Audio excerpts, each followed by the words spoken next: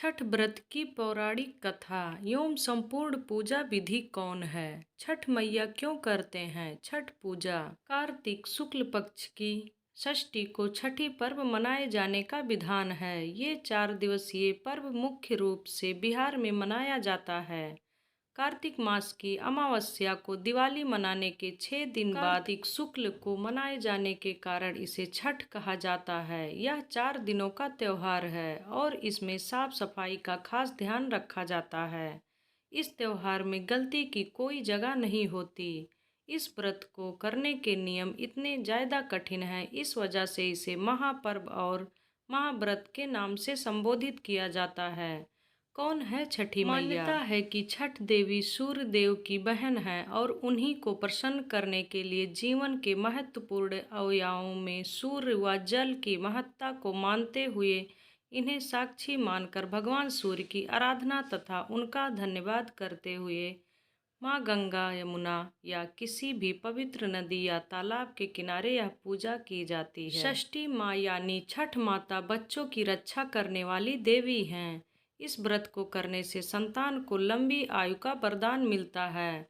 मार्कंडेय पुराण में इस बात का उल्लेख मिलता है कि सृष्टि की अधिष्ठात्री प्रकृति देवी ने अपने आप को 6 भागों में विभाजित किया है।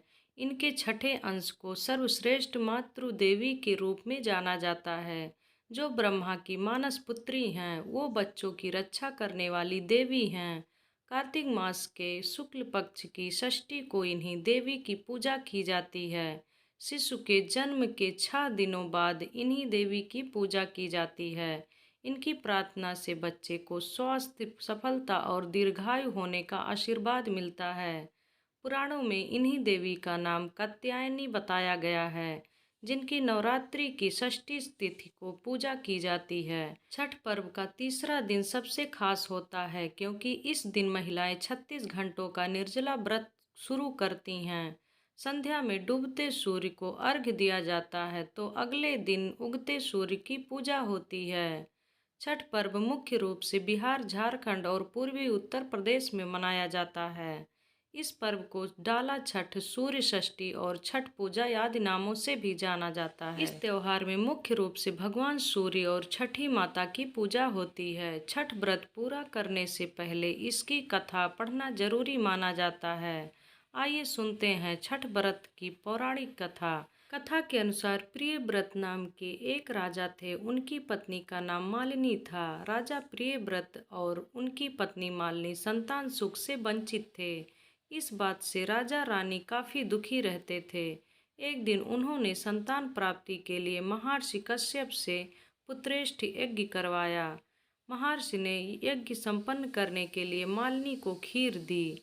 खीर का सेवन करने के बाद मालिनी गर्भवती हो गई और 9 महीने बाद उसे एक पुत्र की प्राप्ति हुई। लेकिन दुर्भाग्य से उसका पुत्र मृत पैदा हुआ। ये देखकर राजा रानी बहुत दुखी हो गए और निराशा की वजह से राजा ने आत्महत्या करने का मन बना लिया।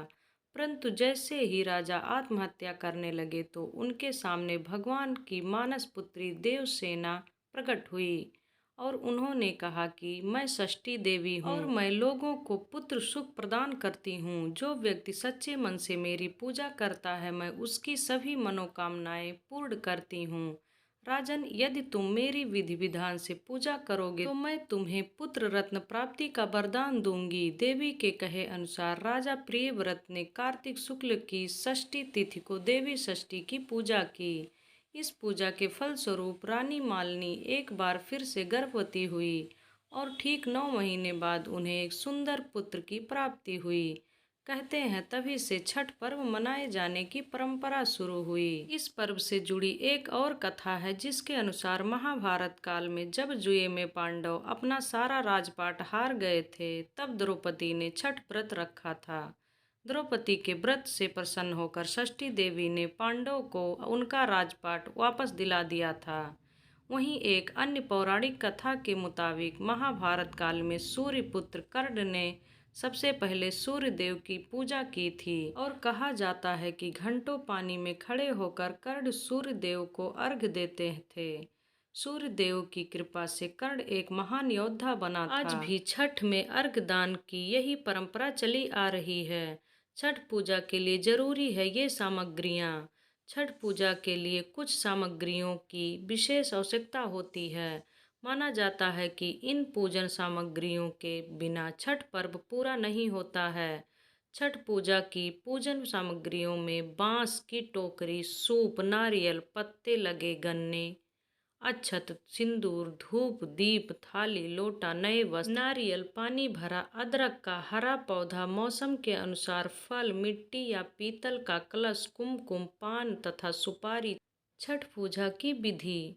छठ पूजा के दिन सुबह ब्रह्म मुहूर्त में उठें और स्नान आदि से निवृत्त होकर छठ व्रत का संकल्प लें।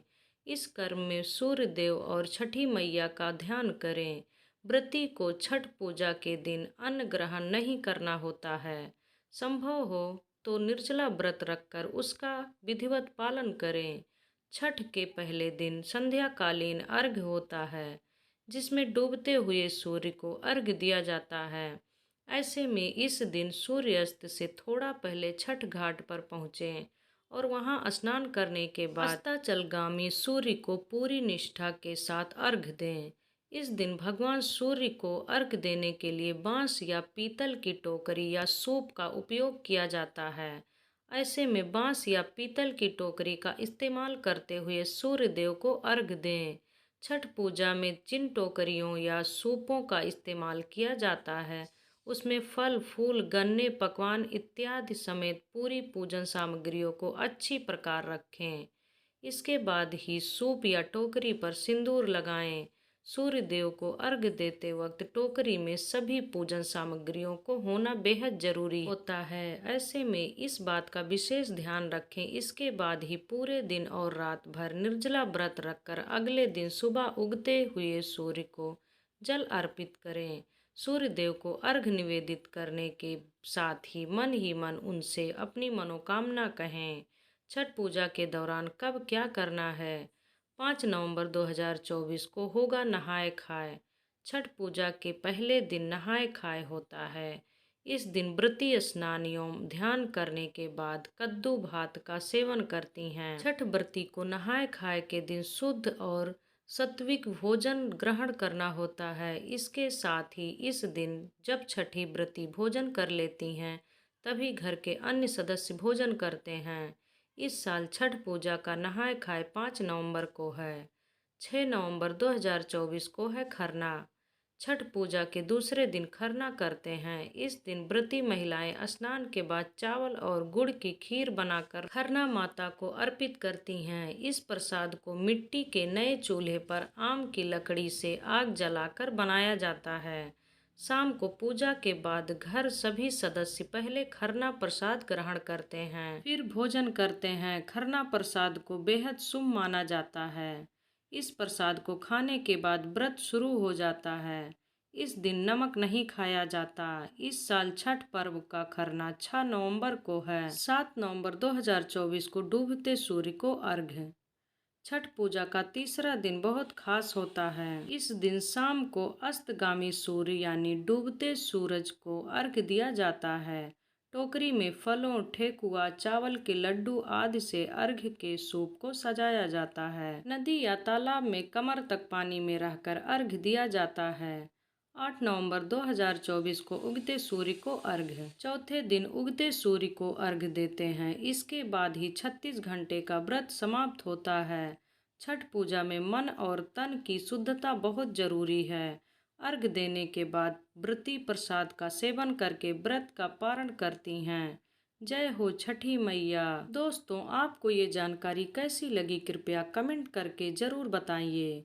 वीडियो पसंद आया हो तो लाइक करें और ऐसी ही और भी बहुत सारी जानकारियों, कथाओं एवं कहानियों को सुनने के लिए चैनल को सब्सक्राइब जरूर करें। धन्यवाद।